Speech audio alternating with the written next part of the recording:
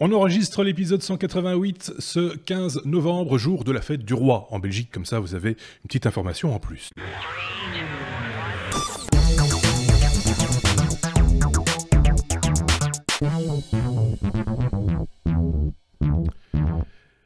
Épisode 188 que nous enregistrons donc avec deux comparses de plus et qui sont à des distances variables, j'ai envie de dire. Décidément, nos chroniqueurs deviennent des globetrotters par la même occasion. On retrouve... attendez, que je les retrouve d'abord. Ah voilà, j'avais de nouveau perdu mes boutons. Nous avons Bruno d'un côté, vous le savez, il est au Luxembourg, et puis de l'autre, Sébastien, celui qui a une barbe et qui est au Cap. Donc tout en bas de la carte d'Afrique, avec un internet là où on a fonctionne. la tête dans le vide. Voilà. On a dû mettre l'image à l'envers parce que sinon il Oui, avait la tête. c'est ça. On a dû traiter un petit peu l'image pour arriver à ce qu'on le voit correctement. Par contre, le son, on n'est pas arrivé à le traiter dans une espèce de cage de verre, ce qui fait qu'évidemment ça va résonner un tout petit peu, mais ceci dit bon, évidemment les plus jeunes ils trouvent ça assez banal finalement, de faire une communication comme ça vidéo avec trois personnes, l'une à Bruxelles, l'autre au Luxembourg, le troisième à Cape Town, et puis et moi je trouve ça toujours magique, je reste ému devant ce genre de choses tout simplement. 1 heure de décalage seulement avec Cape Town, et c'est à j'avais calculé le nombre d'heures de voiture que ça faisait entre Bruxelles et le Cap. Je sais plus combien ça fait, mais ça fait un paquet d'heures. 13 000 km, c'est ça? Quelque chose comme ça, un truc dans le genre. Le problème, c'est le désert, quoi, ça roule mal. Ben oui, c'est ça patine.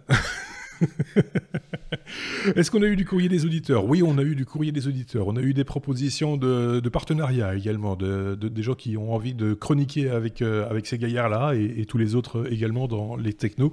On ne vous oublie pas, je ne vous oublie pas. J'ai du courrier en retard. Je vais essayer de rattraper ça ce week-end. J'espère, donc je préfère le dire en début d'épisode, je l'avais dit en fin d'épisode la fois passée, j'ai pas eu beaucoup le temps d'avancer malheureusement, mais on ne vous oublie pas, effectivement, du courrier je pense qu'il y en a eu, il y a eu des questions en regard de la vidéo de la semaine dernière, mais il y a eu des réponses aussi entre temps, donc voilà, on lit tout normalement, mais on n'a pas toujours le temps, il faut le reconnaître, de répondre à tout le monde, mais voilà, c'est pas grave, on ne vous oublie pas, la preuve, on est là. Allez, on peut commencer si vous le voulez bien avec la première lettre de l'abécédaire classique des technos.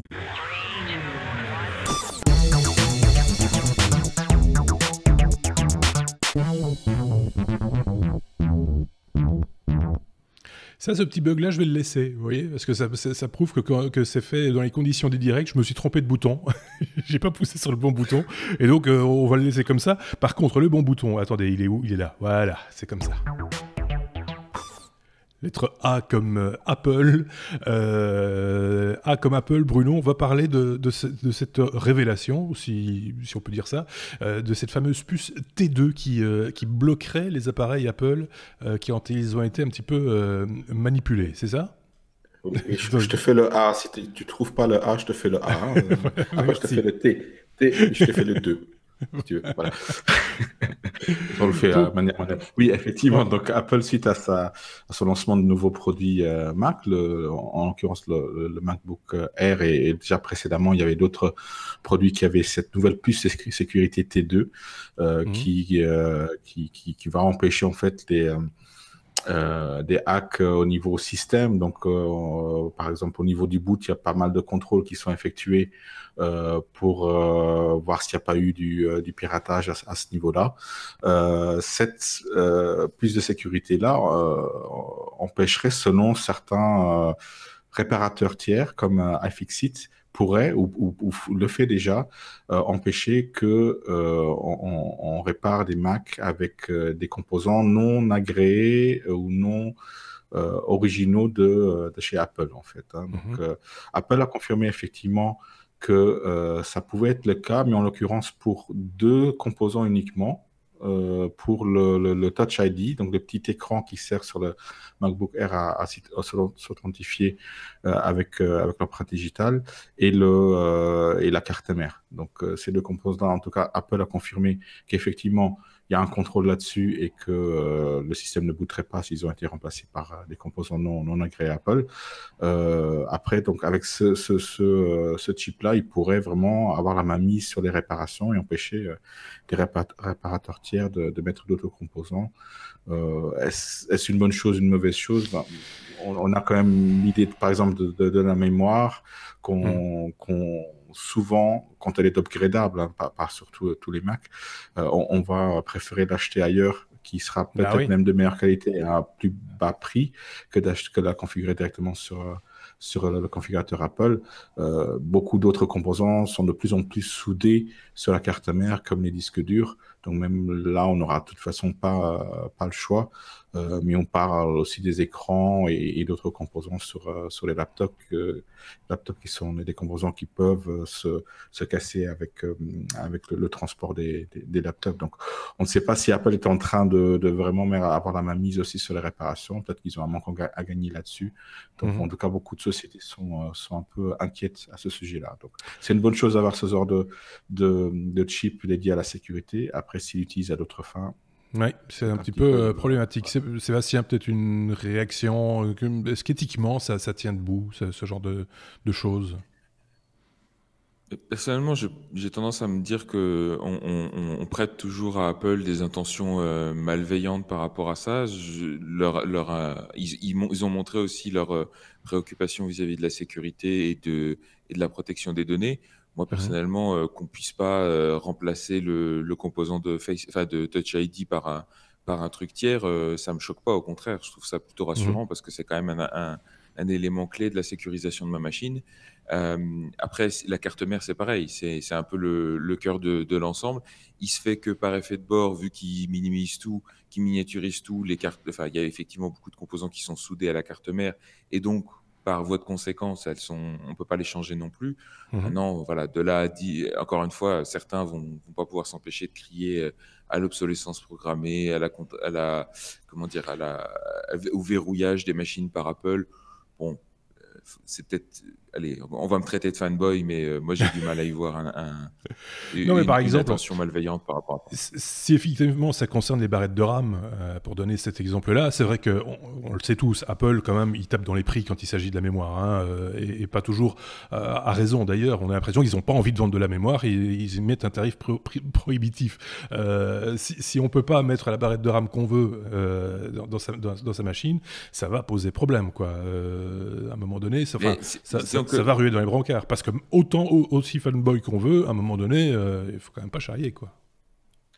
Mais là, si j'ai bien compris, les barrettes de RAM ne sont pas concernées directement. Non. C'est uniquement si c'était le cas, carte mère et le Touch ID. Oui, si c'était le cas. Si c'était le cas, là, on pourrait dire que, franchement, là, c'est un petit peu exagéré, parce que du coup, ils peuvent vendre la RAM à effectivement des prix prohibitifs et imposer un tarif qui serait juste pas honnête à un certain degré. Donc, oui, puis là, c'est tout simplement un abus de concurrence, quoi, un abus de position dominante, je veux dire. Donc, voilà. Donc, il y a un step auquel il faut pas aller plus loin que ça, quoi. Donc, forcément, bon, on le sait tous, hein, dans la tech comme dans d'autres domaines aussi, dès qu'il y a ce genre d'annonce, on retrouve des titres un peu putaclic, hein, comme on dit, et qui donnent envie de cliquer, qui donnent envie d'aller plus loin. Nous, ça nous donne aussi du biscuit pour un petit peu réfléchir, simplement, et avoir une opinion et essayer de mettre les choses au milieu l'église au milieu du visage. Non, c'est le nez au milieu du village. Non, enfin bref, vous avez compris. On peut passer à la suite si vous voulez. B comme Bitcoin. Ah bah oui, ça vous en doutez. S'il y a Sébastien Barbu dans le coin, il y a forcément de la crypto-monnaie. Hein. On en parle régulièrement avec Sébastien, qui a son propre podcast d'ailleurs, hein, concernant la chaîne de blog, la blog de chaîne. Ça veut rien dire. Ça se passe bien à propos ton podcast, Seb? Oui, ça se passe plutôt bien. Voilà, je crois qu'on a à peu près 300-400 auditeurs par épisode maintenant, donc les choses se passent bien et visiblement les gens sont intéressés, les retours sont bons. Donc si ça vous intéresse, proofofcast.com. Voilà, Voilà. exactement. De toute façon, le pédigré de chacun de nos chroniqueurs, vous le retrouvez en regard de l'article concernant chaque épisode. Sous l'article sur lestechno.be, vous avez chaque fois les différents participants avec les liens vers les réseaux sociaux, Twitter, machin, etc. Donc, vous pouvez vous adresser à eux directement. Donc, on parle de Bitcoin et d'une taxe unique de 30% sur les gains. C'est en tout cas une proposition en France. C'est ça, c'est une proposition. Donc, si vous vous souvenez, hein, je crois que c'était il y a quelques mois de ça, vers le début de l'année, on avait parlé déjà d'une décision du Conseil d'État en France qui avait essayé de clarifier un petit peu les choses, mais en clarifiant, ils avaient complexifié encore plus, puisqu'ils avaient créé 3 régimes différents avec des conditions assez particulières. Ici, c'est une proposition de la Commission des finances, de l'économie générale et du contrôle budgétaire, qui est présidée par un ancien Éric Woerth, que les Français connaîtront puisque je crois que c'était un ancien Premier ministre, qui propose en fait, de simplifier considérablement le régime fiscal des gains des plus-values sur les crypto-monnaies en leur appliquant un taux unique de 30%. C'est ce qu'ils appellent le prélèvement forfaitaire unique. Donc, dans ces 30%-là, il y a en gros, je crois, c'est à peu près 12,8% pour l'impôt sur le revenu et 17,2% pour les charges sociales. La raison pour laquelle il veut faire ça, c'est effectivement pour simplifier un petit peu la fiscalité, comme je le disais. Et en fait,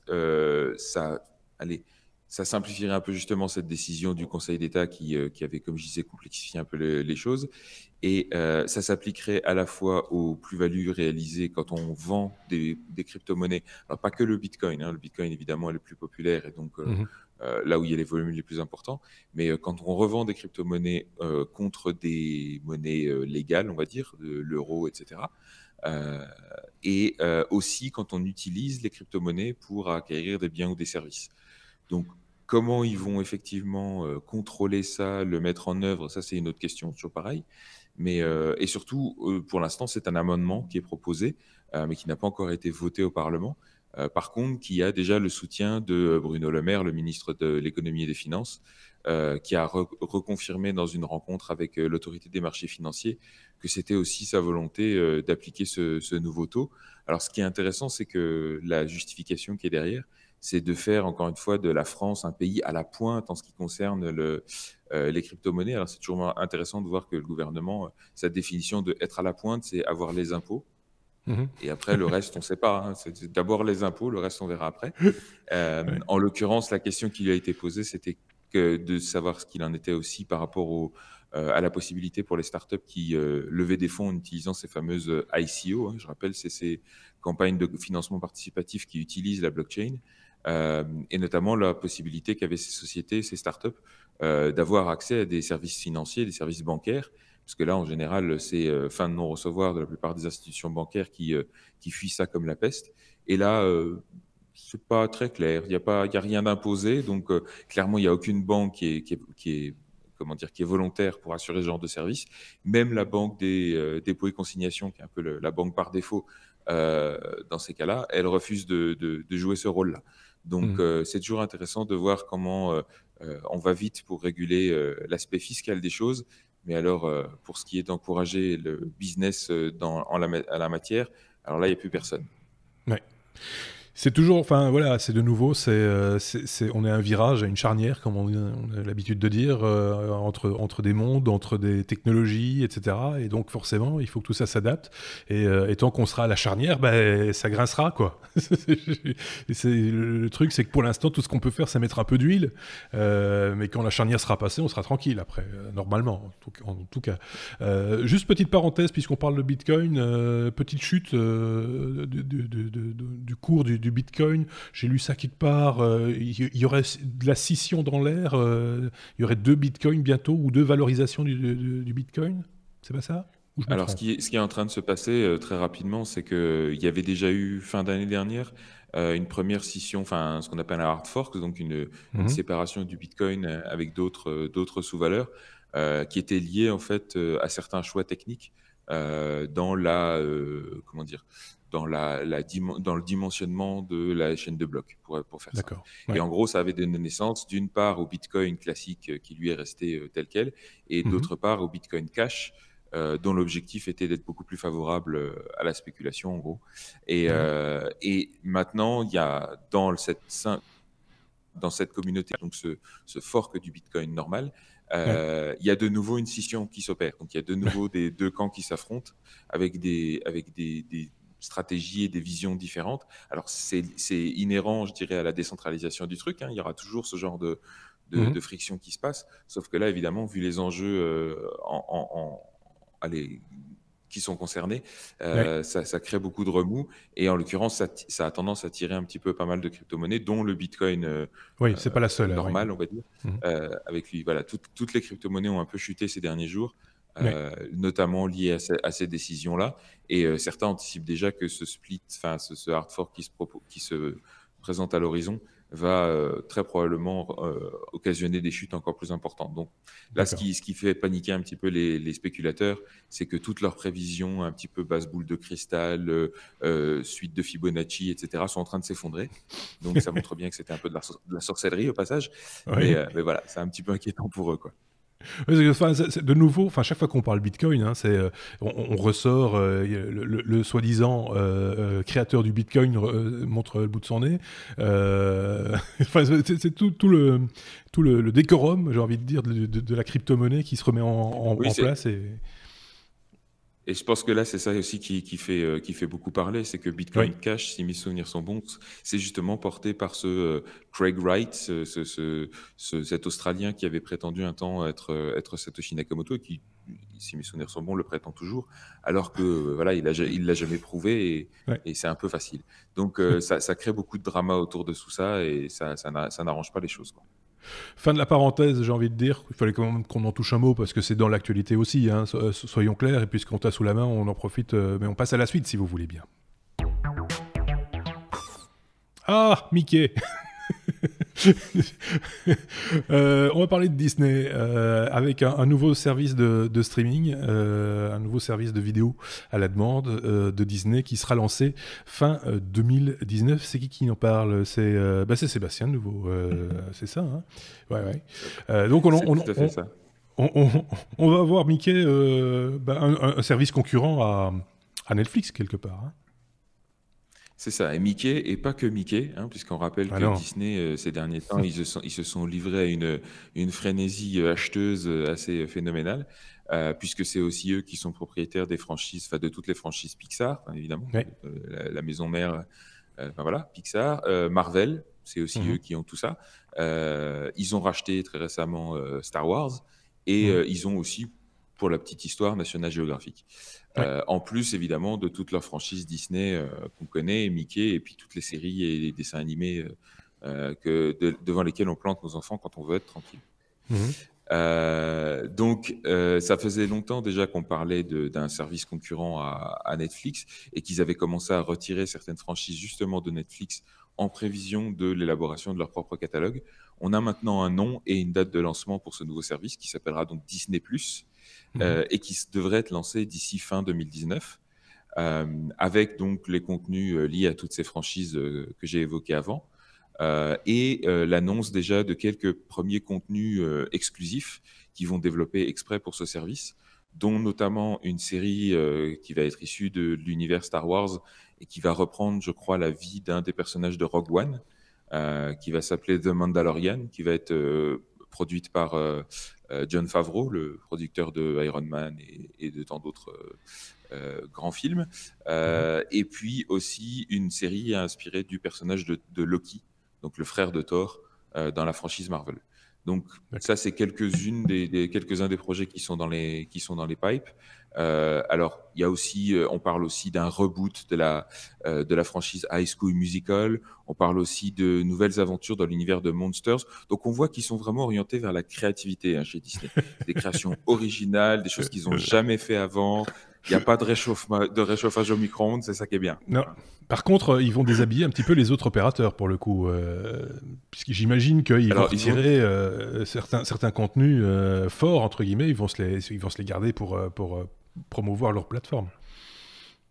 Évidemment, ils vont essayer de garder l'exclusivité sur leur propre franchise. Donc, clairement, Netflix est le premier visé vis-à-vis de ça, puisque je crois qu'il y avait déjà quelques Star Wars qui étaient sur Netflix, etc. Donc, tout ça va être exclusif maintenant à la plateforme Disney+. Ce qui en soi est un pari non négligeable. Enfin, on peut se dire, oui, c'est Disney, ils sont surpuissants, etc. Mais il ne faut pas oublier que Netflix a aussi les reins sacrément solides. Ils ont une branche production et production originale qui est assez phénoménale et sur lesquels ils ont des budgets assez énormes aussi. Donc, c'est quand même assez risqué de la part de Disney de tenter cette aventure de son côté. Ça veut dire qu'ils espèrent capturer ou en tout cas convaincre les gens de prendre un abonnement Disney Plus en plus de leur abonnement Netflix ou à la place de leur abonnement Netflix, mais j'ai du mal à y croire parce qu'il y a quand même pas mal de contenu exclusif à Netflix que les gens aiment aussi. Donc voilà, c'est un pari assez risqué, je trouve. Moi, personnellement, j'aurais tendance à parier sur le fait qu'ils vont se casser la figure et ils vont revenir la queue entre les jambes en se disant on va se concentrer sur la production et puis on va laisser la distribution à d'autres. Mais bon, c'est Disney, donc voilà. C'est un autre métier pour eux en même temps, hein, la distribution, enfin être diffuseur de leur contenu, c'est un nouveau métier. Ça va mettre en position aussi en porte-à-faux Amazon avec Amazon Prime, hein, où ils sont déjà bien déshabillés. Mais alors, je vais donner la parole après à Bruno, mais c'est. Ils sont déjà distributeurs via des canaux plus traditionnels, via la télé, ils ont Disney Channel, ils ont des choses comme ça. Mais c'est vrai que sur la vidéo à la demande, c'est encore un autre public, c'est encore d'autres pratiques. Faut pas oublier que Netflix a aussi un avantage concurrentiel phénoménal avec son algorithme de recommandation, qui a pris des années à mettre au point et qui est vraiment une de leurs marques de fabrique. Tout ça va pas se faire du jour au lendemain pour Disney+, donc à voir. Bruno. Oui, non, c'est justement sur la distribution que je voulais rebondir. Parce que Disney, ils ont quand même su évoluer avec le temps, parfois avec un peu de retard. Mais effectivement, avec Disney Channel, c'était les premiers à lancer vraiment tous leurs films aussi sur VHS et à voir que là, il y avait un vrai marché et de faire des films qui ne sortaient même plus au cinéma et juste sur VHS. Donc, ils ont su rebondir. C'est vrai. Mais ils sont peut-être un peu en retard, je dirais, sur Netflix. Mais Netflix qui vient aussi de ce monde de la location à distance de DVD et de VHS. Netflix qui ont, voilà, comme Seb l'a souligné, une entité de production et même beaucoup d'entités de production, même locales, beaucoup d'entités européennes, asiatiques, un peu partout. Donc, ce qui est leur force, je dirais, ce que n'a pas Disney. Mais les Marvel, les séries Marvel qui sont sur Netflix sont des productions Netflix. Donc, ce n'est pas quelque chose qui est produit par Disney.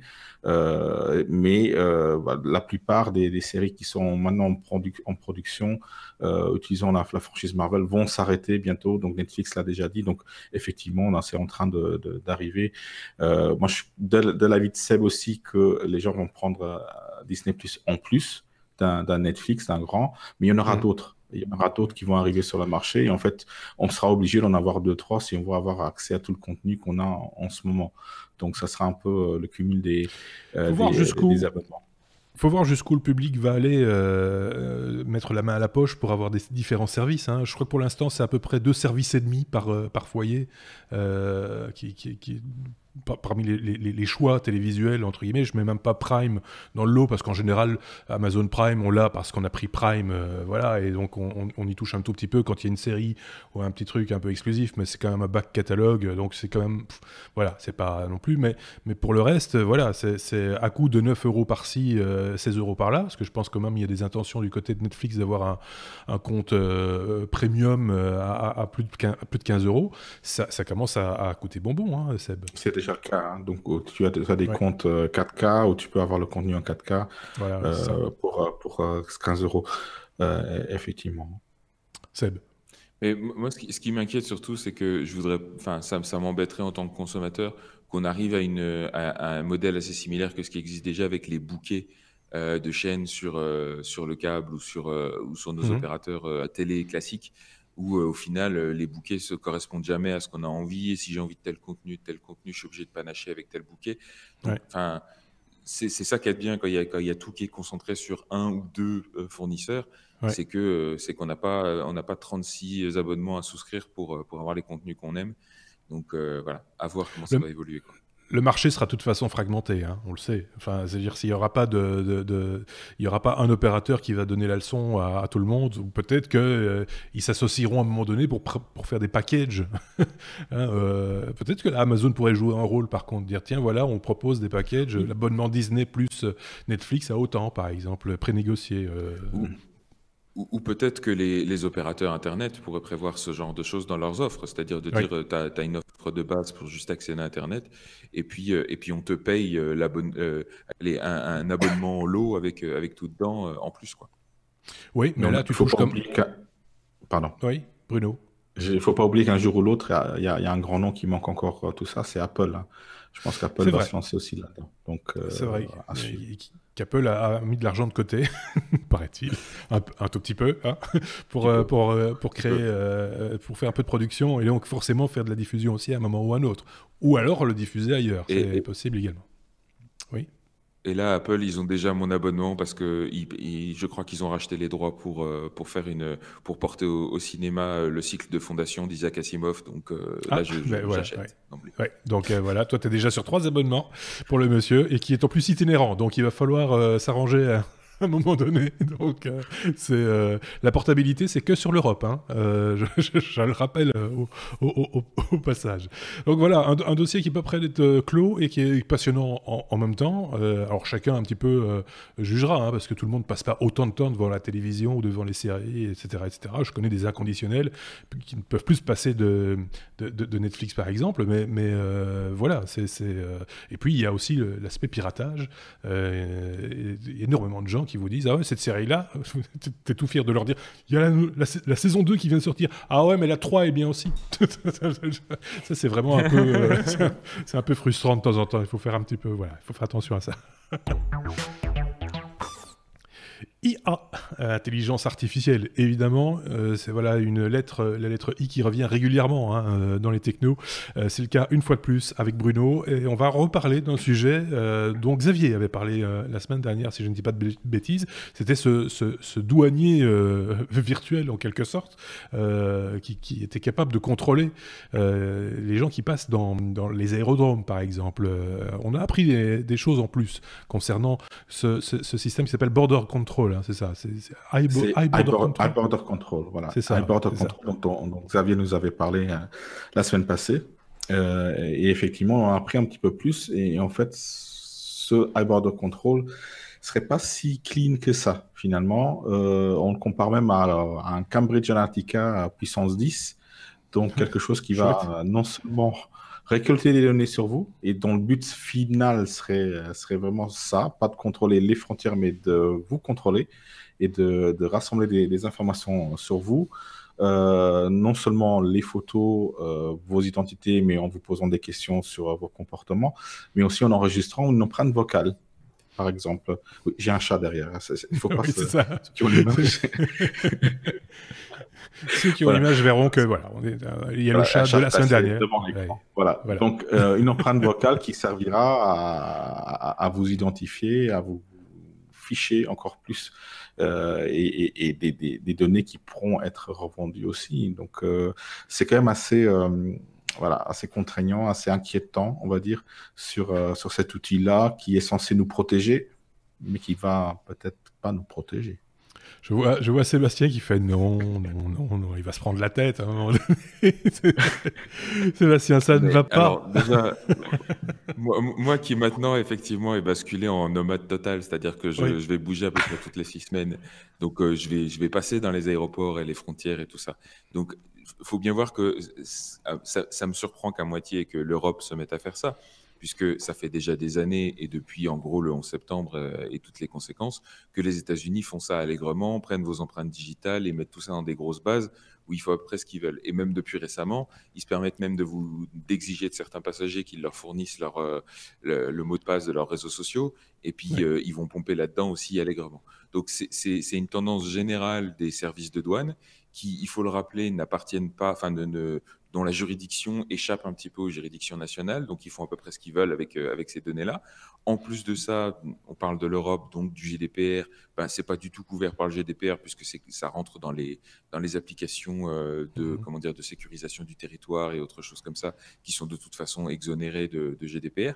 Donc, enfin, c'est la porte ouverte à toutes les fenêtres et on laisse faire encore une fois au nom de la soi-disant sécurité, qui est plus une sécurité perçue encore une fois qu'une sécurité réelle, parce que franchement, je vois pas ce que le fait qu'ils aient mon empreinte vocale va éviter que je pose une bombe ou quoi au caisse. Donc c'est encore une fois du vaste foutage de gueule. Et en plus, il ne faut pas oublier un truc aussi, c'est que dans la plupart des législations, justement, il y a des contre-mesures qui sont faites chez un pays d'espionner ses propres citoyens. Ouais. Et ce n'est pas un problème s'ils outsourcent les uns aux autres. Les États-Unis espionnent les citoyens européens pour l'Europe et que l'Europe espionne les citoyens américains pour les États-Unis. Enfin, voilà. Tout le monde est content. C'est vrai. Donc, non, c'est vraiment une vaste blague et ça commence à devenir n'importe quoi. C'est un peu n'importe quoi, mais en même temps, c'est un peu, voilà, ça parle aux gens, c'est un peu flippant. Je voyais encore un documentaire il n'y a pas tellement longtemps sur ce qui se passe en Chine, avec, voilà, que j'ai à nouveau décidé de démonter le bureau de Bruno, comme chaque semaine. Je voyais un reportage sur ce qui se passait en Chine, avec justement des espèces de notations sociales en fonction de ton comportement sur Internet, ton comportement en rue, etc., que tu obtenais ou perdais des points, et qu'avec ces points, tu pouvais ou pas avoir la possibilité de décrocher un emploi dans un ministère ou enfin voilà, toutes sortes de choses comme ça. C'est la technologie utilisée à mauvais escient, quoi. En gros, et ça parle à énormément de gens, évidemment. Et c'est ça que je trouve absolument vicieux, c'est qu'on est toujours très rapide à critiquer la Chine en disant oui, c'est des rétrogrades, c'est des communistes, etc. Ils n'ont aucun respect pour les droits de l'homme, mais on fait pareil. On fait pareil, mais de manière beaucoup plus insidieuse et sans en parler et en faisant en disant pas ce que les systèmes font et comment ils gèrent les données. Donc on vit de plus en plus dans une société de surveillance et ça passe, quoi. Et oui, alors que le chat lui passe pas du tout. Ça va pas bien se passer du tout. Impossible. On est à la lettre N comme neutralité. Neutralité. Attendez, parce que je regarde en même temps mon écran pour voir de quoi il s'agit. On va parler de quoi, Bruno? Parce que tu vas nous expliquer. De quoi? Je suis distrait par ton chat. Ton chat m'a distrait. Ouais. C'est de sa faute. Il distrait tout le monde. Je suis désolé, je m'excuse pour lui. La prochaine fois, je vais l'enfermer. Ah non, je n'ai pas le droit de faire ça.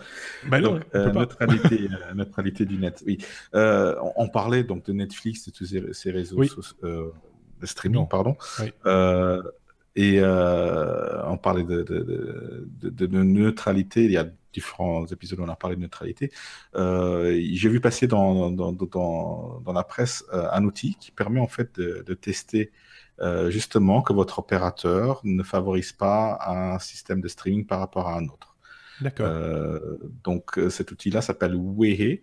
Oui, W-E-H. Wehe. Ça doit être de liégeois. Non, c'est des Américains. Oui, je sais pas, c'est peut-être des expatriés, je sais pas, c'est possible.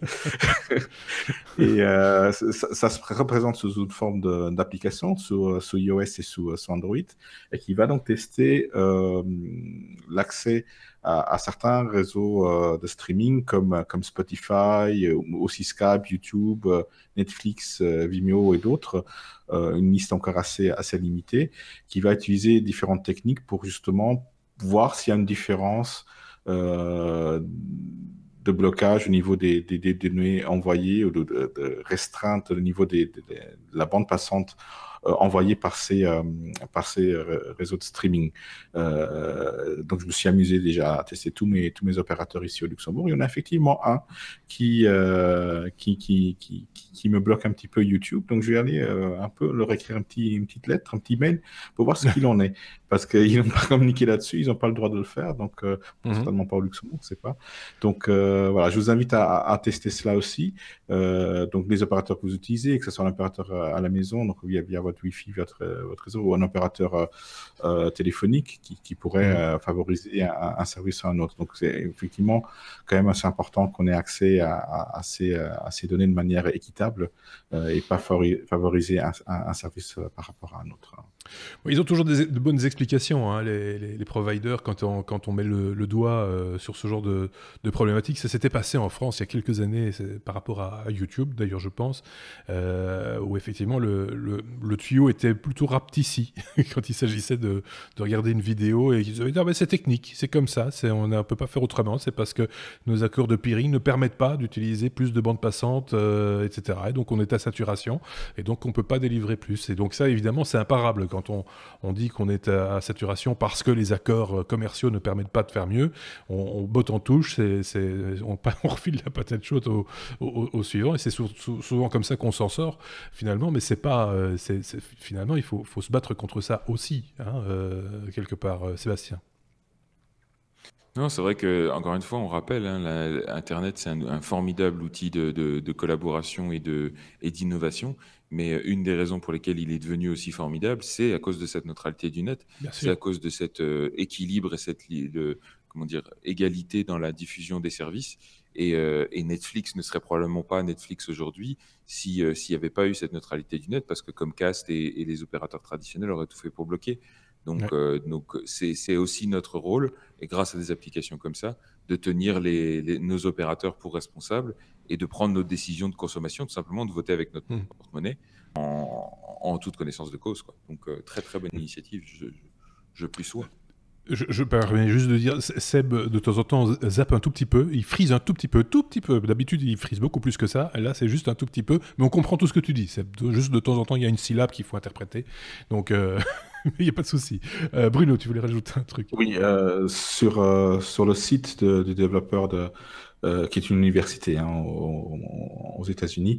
Il publie aussi les statistiques des États-Unis, les statistiques détaillées pour la France et les statistiques plus générales, donc sur tous les pays. Donc c'est assez intéressant d'aller voir. Et ils ont d'ailleurs déjà identifié une liste de 20 providers qui seraient donc en tort. Donc, d'accord. Voilà. Bah, déjà, quand on est montré du doigt, là, on fait un petit peu plus attention, quoi. Surtout sur un truc un peu en vue, un peu international. Donc voilà, c'est quand on dit nous, c'est nous tous qui sommes sur Internet. Hein, c'est à nous et à vous à bouger et à faire entendre votre voix quand des choses comme ça se passent. Donc allez jeter un œil. On mettra, comme on le fait d'habitude d'ailleurs, le lien dans en commentaire, enfin en description de cette vidéo sur YouTube, sur SoundCloud, ainsi que sur notre site lestechno.be, alors que je m'étrangle.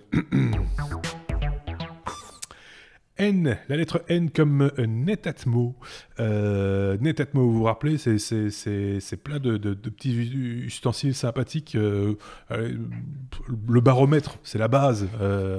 Netatmo, je pense que c'est Sébastien, l'autre Sébastien, qui avait fait un hors-série très populaire sur cette chaîne il y a déjà quelques années, je serais même tenté de dire, concernant Netatmo. Mais ici, c'est Bruno qui va nous en parler de Netatmo, qui a été racheté par un grand industriel français. Oui, c'est une petite brève, mais c'est juste pas. On aime bien les produits Netatmo. Seb les aime bien, moi je les aime bien aussi. J'ai eu des thermostats, des caméras, des stations météo. Donc c'est ce qu'ils font en gros. C'est un peu les Nest de l'Europe. Et ils ont été rachetés effectivement par un autre Français, par Legrand.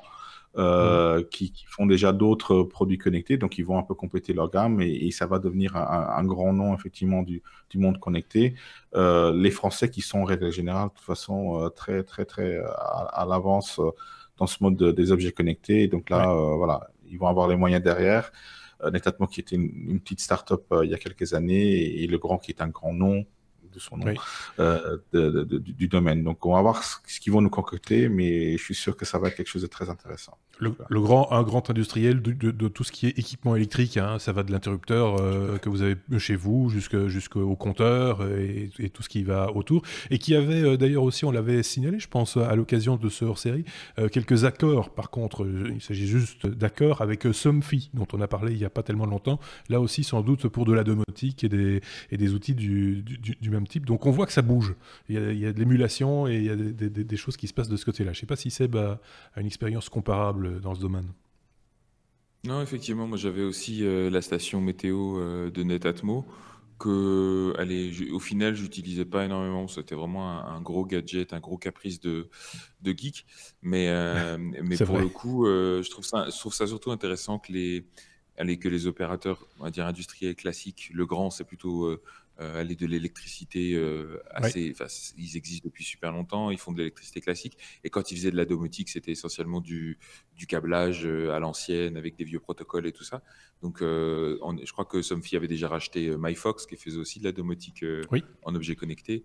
Là, eux, voilà, ils rachètent Netatmo. C'est intéressant de voir ça. Et surtout, tout ça, on parle de startups françaises qui se font racheter par des industriels français. Donc, ça commence à créer aussi des opportunités intéressantes pour les investissements dans des startups Oui, françaises. Donc, effectivement, la France et l'IoT, c'est plutôt sympa. oui. Bruno. On sait que l'équipe de Netatmo va intégrer les rangs de Legrand. On ne sait pas si la marque Netatmo va être gardée, Ah mais oui. je pense que oui. Je pense qu'ils vont garder la marque parce qu'elle est quand même très spécifique.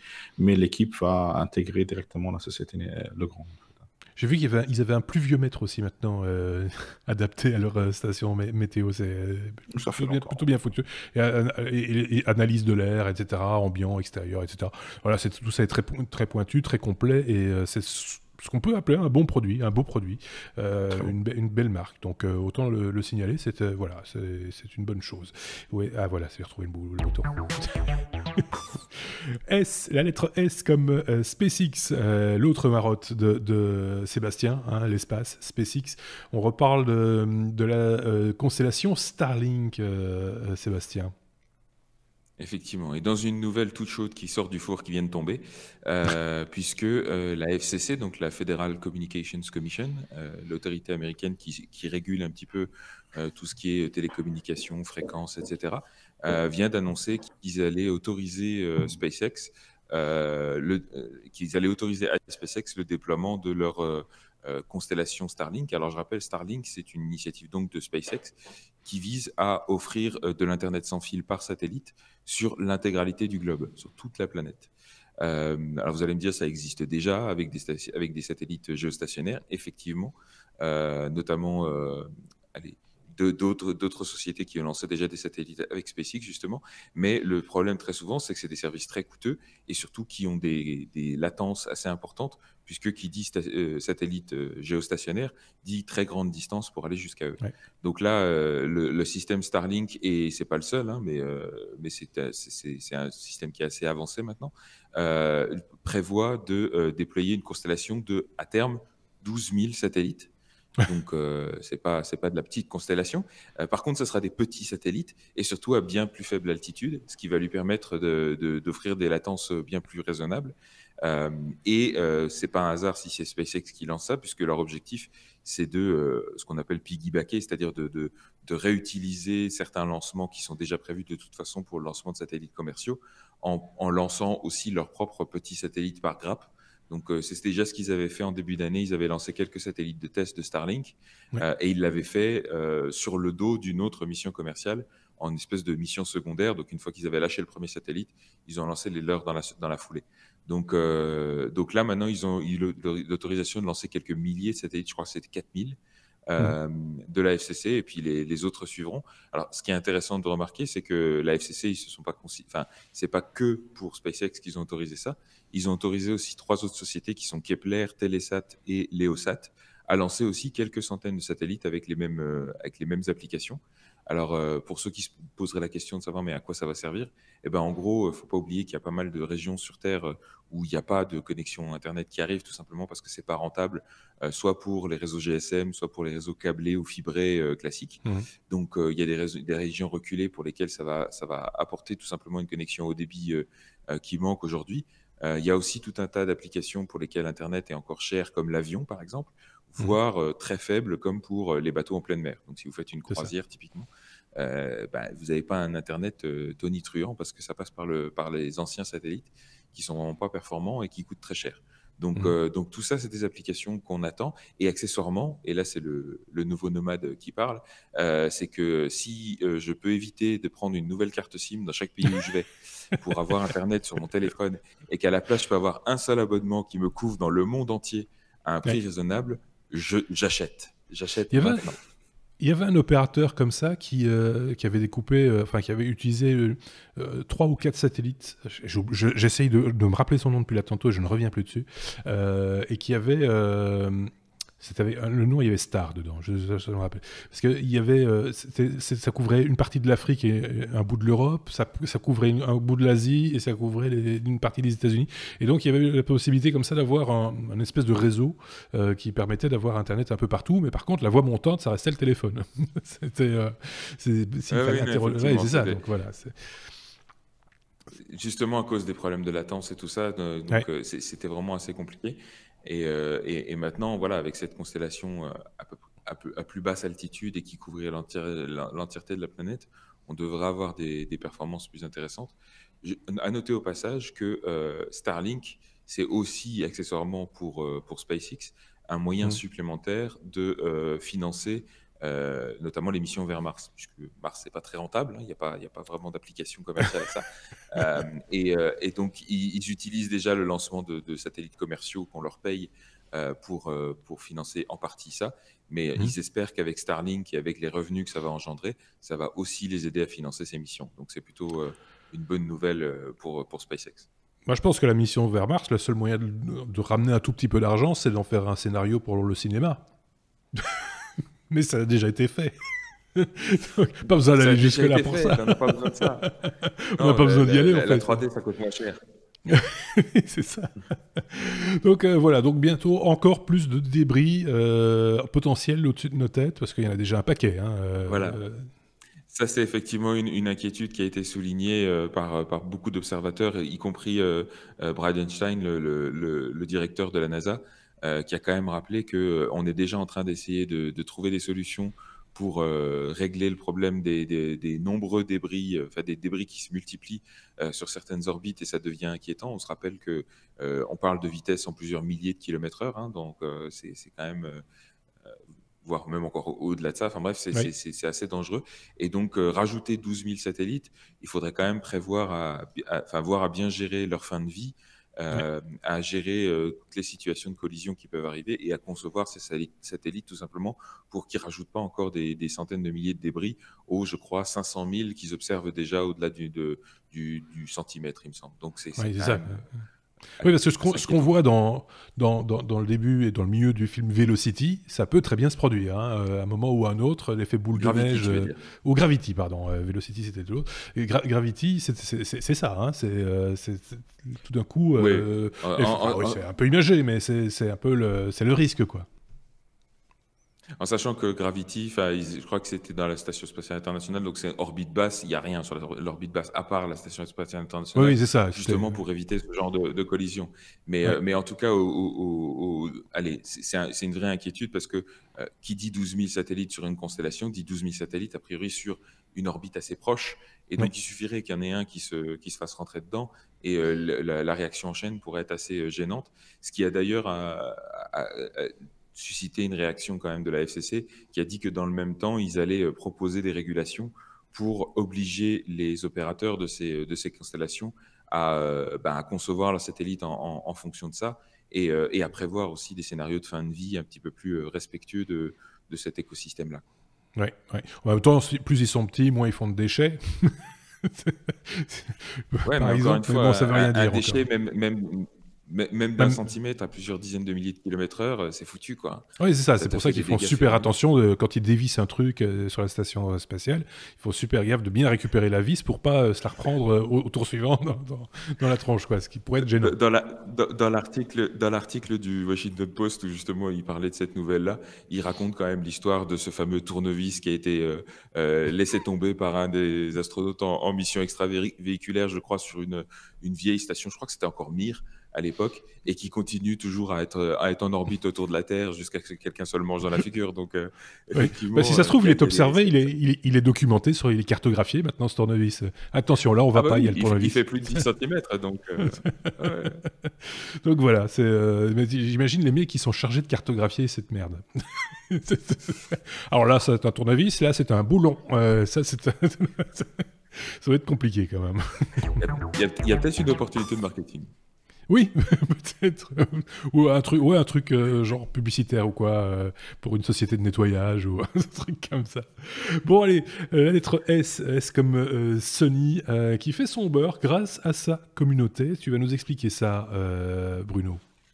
Oui, un peu comme Nintendo l'a fait. Donc, Sony va lancer sa petite console rétro gaming, donc avec des jeux classiques. Donc, une copie miniaturisée de la PlayStation, donc la console originale.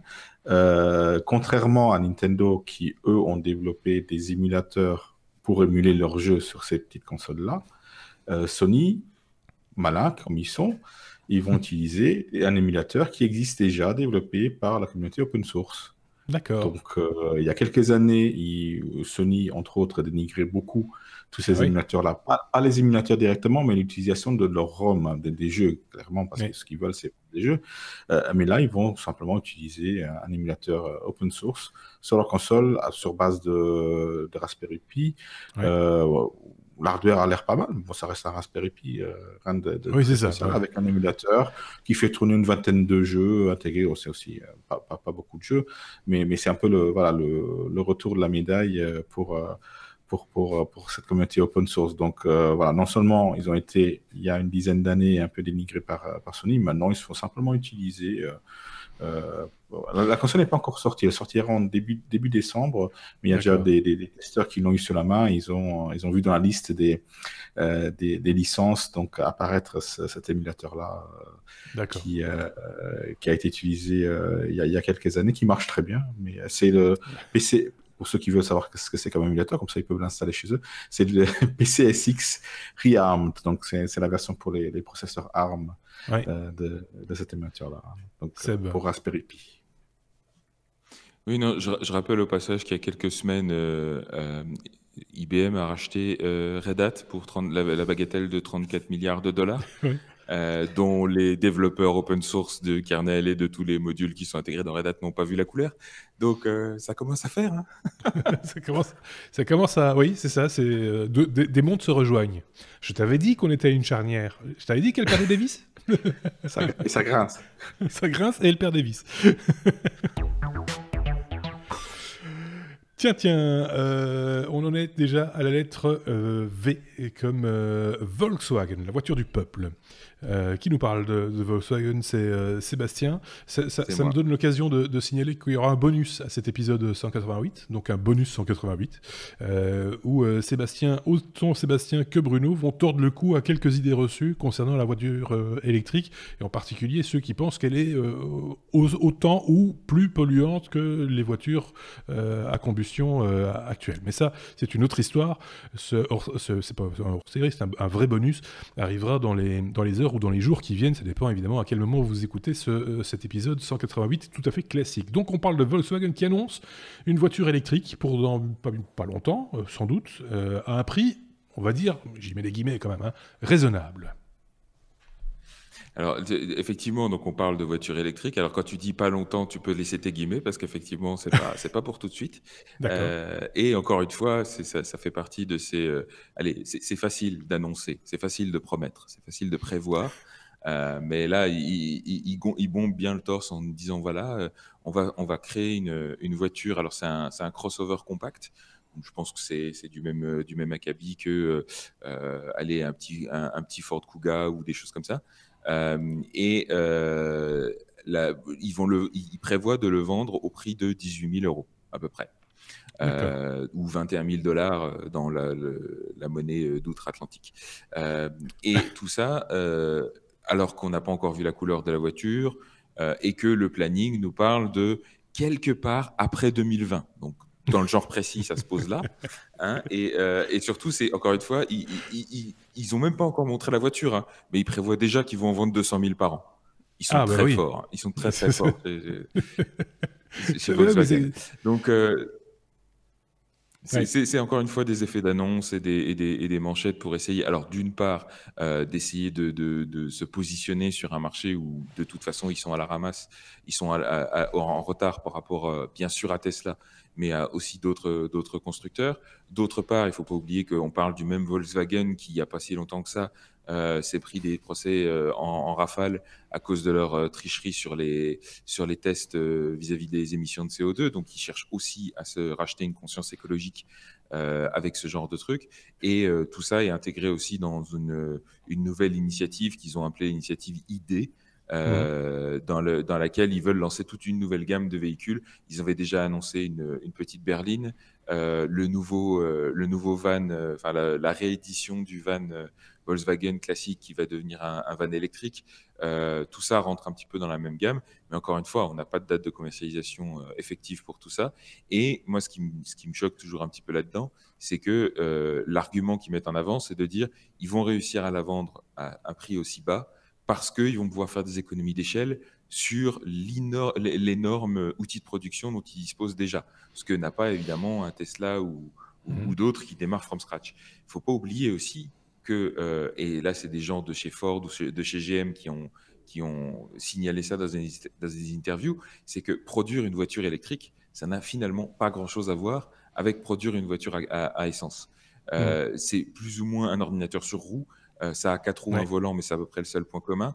L'alimentation est complètement différente. Toutes les compétences qu'on peut avoir acquises en mécanique, en transmission, etc., elles n'ont absolument aucune valeur dans une voiture électrique. Peut-être en carrosserie. Et éventuellement, et encore que... Ouais. Parce que quand tu dis conçois un véhicule électrique, fatalement, la priorité, c'est le poids. La sécurité n'est pas la même parce que ton châssis ne va pas être conçu de la même manière, sachant que tu n'as pas de moteur à l'avant. Donc tout ça, tout est complètement différent. Et encore une fois, d'autres constructeurs se sont cassés les dents là-dessus, avec clairement sous-estimé les efforts de conversion. Et qui dit aussi très gros outils industriels, dit transition qui va être très coûteuse aussi, parce qu'il faut non seulement complètement revoir l'organisation des usines, mais il faut reformer tous les employés, il faut revoir complètement la conception de la production dans son ensemble. Je te coupe 2 secondes, mais c'est un défi colossal, quoi. Il suffit de voir une usine, justement, parlons de VW Audi et autres, quand une usine prévoit de changer de modèle, de fabriquer un nouveau modèle, c'est toute la chaîne qui doit être revue, et tout le programmatique de la chaîne de fabrication qui est revu, des formations pour les gars qui vont bosser dessus, etc. Effectivement, ça se met pas en place comme ça. Tiens, aujourd'hui, on va fabriquer tel modèle, et puis demain on fabriquera l'autre, où on alternera, juste pour rire, et puis en plus on jouera sur les couleurs, on fera des bleus, des jaunes. Non, c'est beaucoup plus strict et carré que ça. Voilà, c'est pas si simple. Voilà, c'est sans doute. C'est pas si simple. Ça doit être intéressant, c'est un vrai challenge par contre. Ça doit être passionnant à vivre de l'intérieur. D'un point de vue ingénierie industrielle, c'est un challenge énorme, et d'ailleurs qui prévoit de pas assurer tout seul, puisqu'il parle aussi de collaboration en cours avec Ford sur la technologie qu'ils ont développée justement pour leur véhicule électrique, qu'ils ont appelé MEB, donc qui pourrait aussi être intégré avec des modèles d'autres marques. Donc de toute évidence, c'est un petit peu le branle-bas de combat tout le monde sur le pont pour essayer de rattraper le retard accumulé par rapport à Tesla, qui, rappelons-le au passage, ne va pas les attendre, puisque d'ici 2020, qui serait la date la plus proche à laquelle ce véhicule serait disponible, la Model 3 de Tesla sera déjà en vente en Europe. Ils auront probablement déjà annoncé leur modèle Y, qui est le prochain modèle de la gamme. Donc voilà, ils ne vont pas les attendre. Maintenant, c'est bien que des gros constructeurs prennent conscience du fait que l'avenir, c'est l'électrique. Mais bon, c'est un peu facile de faire encore une fois des effets d'annonce. Et il faudra voir concrètement ce que ça va donner dans les années qui viennent, quoi. Si ça se trouve, ça ira même peut-être plus vite. Il suffit d'un changement de direction à un moment donné. Voilà. Je ne sais plus qui disait ça. Je pense que c'est Bill Gates qui disait on a du mal à se projeter dans les 2 ans à venir. Donc, c'était sa maxime, c'était on a du mal à voir ce qui va se passer dans 2 ans, et pourtant 10 ans c'est tout de suite, ça vient très vite. Pas tout à fait comme ça qu'il le disait, je suis un peu fatigué, mais c'est vrai que quelque part l'échelle de temps est très élastique quand il s'agit de nouvelles technologies, ça va très très vite. Et c'est ce qu'on appelle, c'est ce que les théoriciens, les futurologues appellent la loi des retours accélérés. C'est-à-dire qu'en gros, dès qu'on touche à l'informatique, on assiste à ce qu'on appelle un progrès exponentiel et non plus un progrès linéaire. Or, notre cerveau est plutôt habitué à fonctionner en linéaire, c'est-à-dire qu'on fait des projections sur base de vitesse actuelle alors que les vitesses elles-mêmes ont tendance à augmenter. Et donc, Ouais. très souvent, on sous-estime la vitesse à laquelle les innovations arrivent. Et là, c'est typiquement un cas qui va se produire avec les voitures électriques.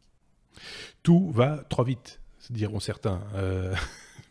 Pas toujours assez, mais bon, voilà, ça dépend un peu de quoi on parle.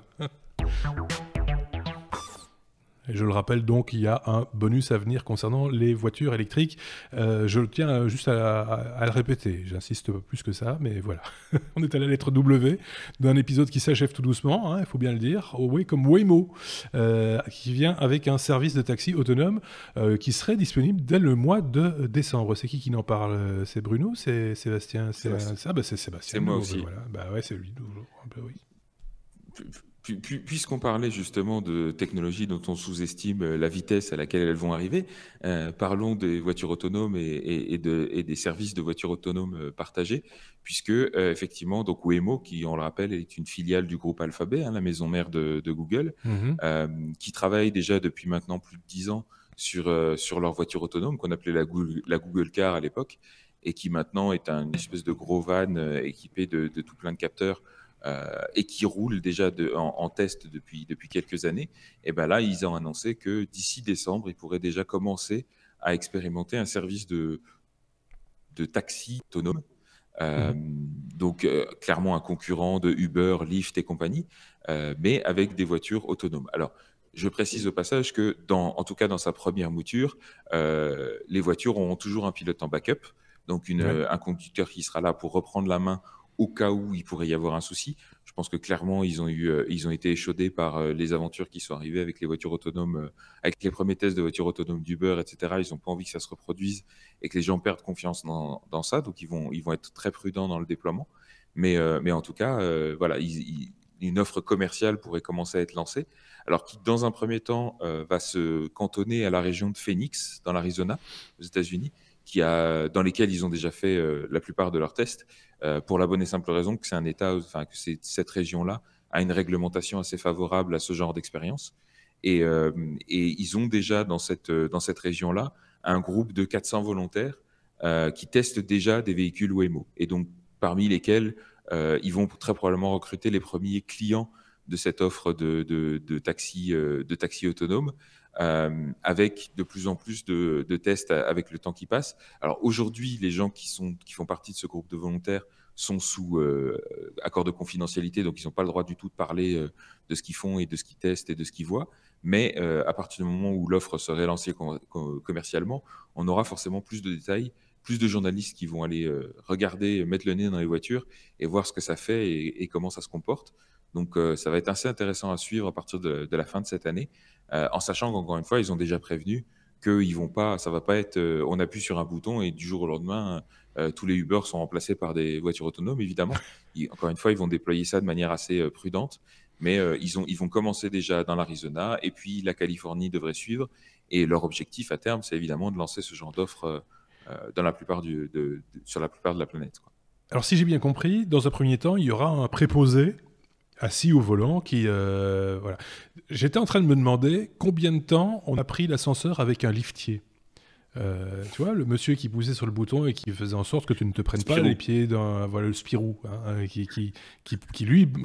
Quel étage, monsieur? 3e, d'accord, je pousse sur le bouton, attention monsieur, la porte va fermer. Voilà, ça c'est le même principe, hein, on est d'accord, c'est quelqu'un qui est là pour assurer la sécurité et le bon fonctionnement de la machine. Voilà, et puis un jour ça s'est perdu. Je pense que voilà, on est on parlait d'échelle de temps, on a un élément de comparaison sur le moment où il y aura plus de liftier, ou en tout cas de conducteur ou de chauffeur. Ce sera un terme désuet comme liftier, hein. Le chauffeur, voilà. Oui, c'est ça, exactement. Et ou le taxi, quoi, tout simplement le taxi. Oui, c'est ça. Oui. Taxi, ça restera peut-être, tu vois, parce que voilà, historiquement, mais c'est ça aussi les choses. Mais alors après, il va falloir que les gens acceptent la prise de risque de monter dans un véhicule où il n'y aura pas le chauffeur. Enfin, même s'il ne servait plus à rien, hein, comme j'imagine que les premières personnes qui sont montées dans un ascenseur sans liftier ont eu un petit peu de panique au début. On dit « Ouh là là, on est tout seul dans la cabine d'ascenseur. Qu'est-ce qui va se passer? Est-ce qu'on va arriver au bon étage? Est-ce que l'ascenseur ne va pas tomber tout seul ?» Je pense que justement, c'est un biais anachronique qu'on a toujours quand on regarde ça en amont de l'innovation. Mais aujourd'hui, ça nous paraîtrait complètement absurde d'avoir quelqu'un pour appuyer sur les boutons d'un Bien ascenseur. sûr. De la même manière que tout le monde trouve normal, par exemple, qu'il y ait certaines lignes de métro à Paris où il n'y a plus de conducteur dans le métro bouge tout seul et ça choque personne. Je pense qu'à terme, le côté pratique de la chose, le fait que les gens pourront faire d'autres choses. Encore une fois, moi, les voitures autonomes, j'assimile ça à de la téléportation purement et simplement. Oui. Donc, le fait que les gens pourront vraiment profiter de leur déplacement d'une manière complètement différente fera qu'ils ne feront plus attention à ça.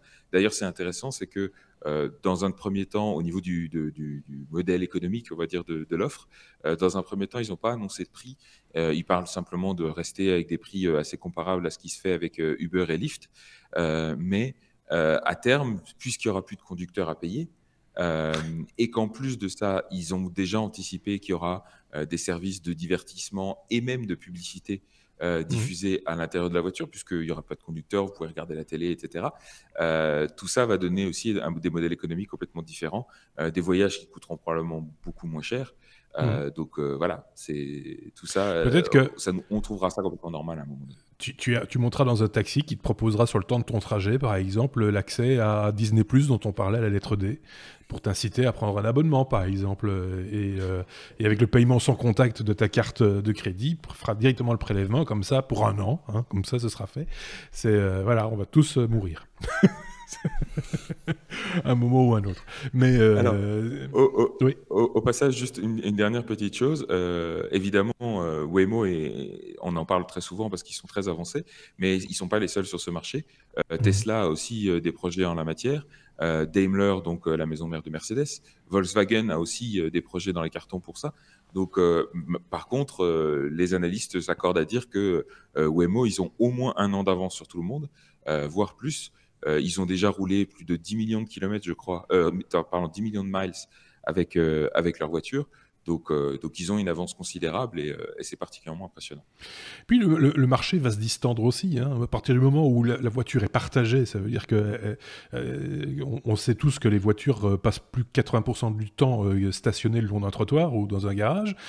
Si déjà tu élimines ces 80% de véhicules stationnés pour n'avoir que des véhicules qui roulent finalement, parce que c'est une question de gestion du parc automobile de manière intelligente, à partir de ce moment-là, c'est peut-être un marché qui va se réduire comme peau de chagrin, et il n'y aura peut-être plus la place pour autant d'opérateurs, autant de fabricants de voitures. Et sans parler des 30% de voitures qui aujourd'hui circulent en ville juste pour chercher une place de parking. Donc, oui. Quand on enlève tout ça, évidemment, ça va faire de la place pour beaucoup. Ouais. Oui, parce que celles qui ne sont pas stationnées cherchent à l'être. Voilà, exactement. En ville, c'est ça le principe. Une voiture qui roule, c'est une voiture qui cherche à se stationner. C'est systématiquement. Le temps de déplacement, finalement, est fort court. Tu pourrais le faire à pied. C'est juste idiot. C'est comme ça, que voulez-vous. Ça dépend des villes aussi. Hein. Toutes les villes ne sont pas égales par rapport à la voiture et au déplacement, au transport public, etc. Bref, on conclut ici ce 188e épisode, tout en sachant qu'on va revenir très vite avec un bonus avant donc le 189e. Ça, ce sera la semaine prochaine. Le bonus arrive dans les jours qui viennent. Merci en tout cas à Sébastien. Merci également Bruno. Merci au chat Bruno d'avoir collaboré très efficacement une fois de plus. On a eu un pic de nombre de vues sur la vidéo la semaine dernière sur le passage du chat. Ah oui, voilà, il capture le chat. Il a capturé le chat. il est là, le chat. On peut avoir son nom peut-être, comme ça. Lucky, voilà. C'est un chanceux qui est devenu chroniqueur des technos. Voilà, c'est sans doute le plus poilu des chroniqueurs des technos d'ailleurs, si je puis me permettre. Hein. Bon, allez, on se quitte ici. Passez une très très bonne semaine. À très bientôt. Merci à tous. Et je cherche le nouveau bouton pour dire au revoir. C'est celui-ci. Au revoir.